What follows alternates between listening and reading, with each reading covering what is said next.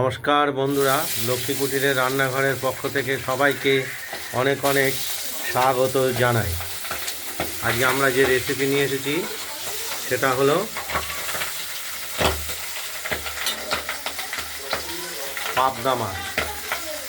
পাবদা মাছগুলো আমরা কড়াইতে তেল দিয়ে ভেজে নিচ্ছি। একটু এপিট করে ভেজে নেব। এটা আমরা করব পোস্ত দিয়ে, পোস্ত বাটা দিয়ে ভাপা। পোস্তটা আমরা আগেই শিলে বেটে রেখেছি।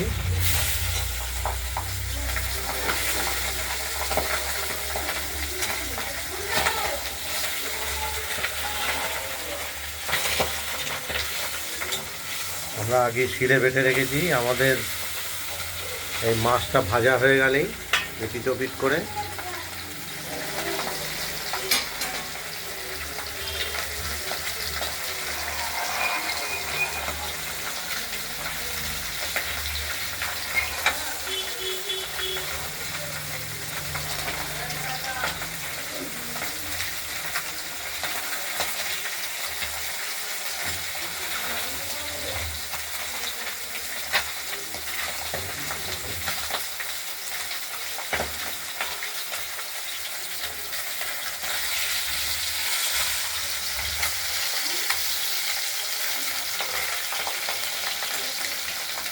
এর মধ্যেই পোস্ত বাটাটা দিয়ে দেবো, আর নামাবো না।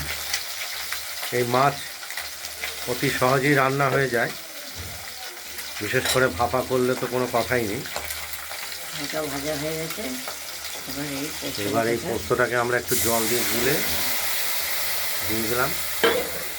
হলুদ আমরা আগেই মাছে মাখিয়ে রেখেছিলাম, হলুদ নুন। সামান্য হলুদ দিয়েছি, আর দেবো।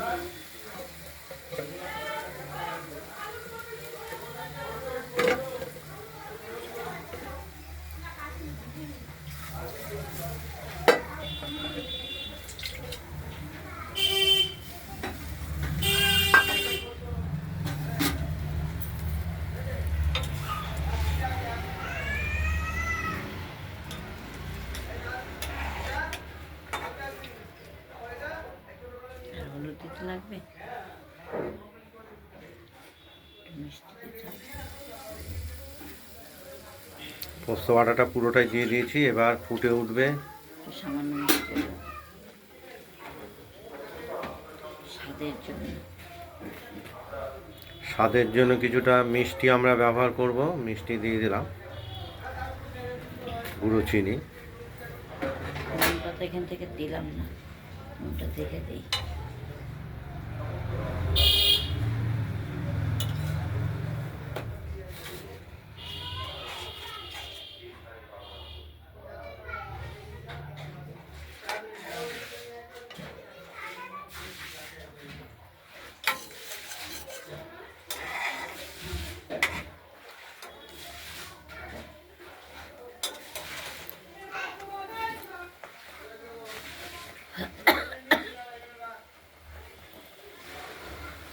ফুটে উঠেছে।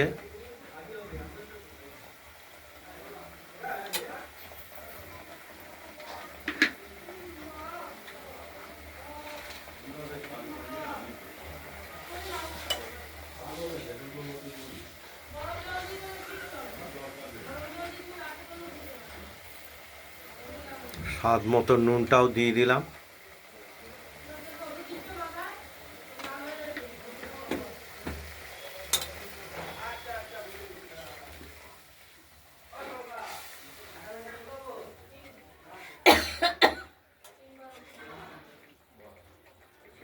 মাছগুলো এবার একটু উল্টে দিলাম।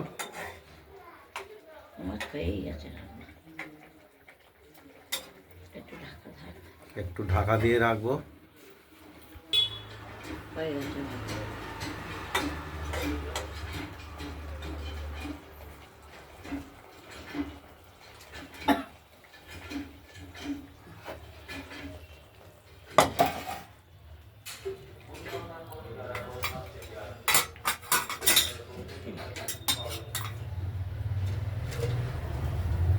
মাছ ভাপা রেডি, বলে দাও।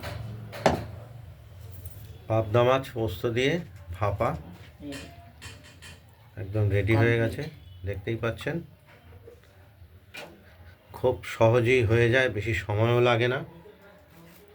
আপনাদের যদি এই পোস্ত দিয়ে পাবদা মাছ ভাপা রেসিপিটি যদি ভালো লাগে, তাহলে আপনারা করে এই খাবেন। পাবদা মাছের রেসিপিটা বানিয়ে ফেলুন, দিয়ে আমাকে কমেন্টে জানাবেন যে আপনাদের এই পাবদা মাছের রেসিপিটি কেমন হয়েছে, পোস্ত দিয়ে ভাপা। অবশ্য ভিডিওটি ভালো লাগলে লাইক করবেন, শেয়ার করবেন। আজকের মতো এখানে ভালো থাকবেন, সুস্থ থাকবেন, টাটা। ডাল করেছি, ডাল আর আমাদের এই যে এই লক্ষ্মী কুটিরের রান্নাঘরের চ্যানেলটি যদি ভালো লাগে, শিম ভাজা মাছ আর এই যে ডাল করেছি, তাহলে আমাদের এই চ্যানেলটাকে একটু সাবস্ক্রাইব করে রাখবেন, ডাল তাহলে নিত্য নতুন জিনিস দেখানোর জন্য আমরা উৎসাহ পাব। আজকে আমাদের মেনু হয়েছে ওই পাবদা মাছ আর এই শিম ভাজা আর ডাল সেদ্ধ। আর ডাল সেদ্ধ, এই 3 রকম।